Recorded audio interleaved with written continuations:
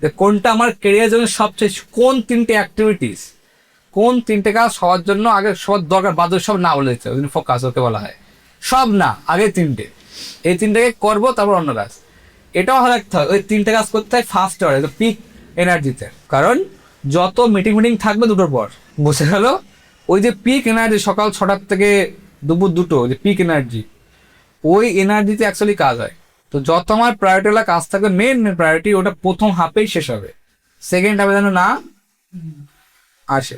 আবার কোনো কোনো কাজ থাকবে আর্জেন্টও না, ইম্পর্টেন্ট না, আবার অনেক টাইম লাগতে পারে, হতে পারে।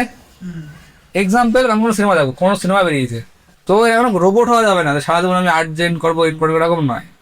তো সারাদিন এই অ্যাক্টিভিটিও থাকা লাগবে, যেমন আছে আর্জেন্টও না, ইম্পর্টেন্টও না, টাইম বেশি লাগতে পারে, কিন্তু সেটা রেগুলার নয়। বুঝতে গেল? তোর সপ্তাহে কোনো এক সময়, সপ্তাহ দুটো, তোর সপ্তাহে দুটো মুভি দেখলাম, এবং জেনে বুঝে দেখছি আমি 3 ঘন্টার মুভি দেখবো, 3 ঘন্টা আমার এখন অন্য কোনো কাজ না, আর্জেন্ট না ইম্পর্টেন্ট কিছু নেই, আমি রিল্যাক্স এখন 3 ঘন্টা বন্ধুর সাথে আড্ডা হতে যাবো, সন্ধ্যাবেলায় ঘুরতে যাবো, ওটাকে আর্জেন্টও না, ইম্পর্টেন্টও না, টাইম কনজিউমিং। আর টাইম কনজিউমিং।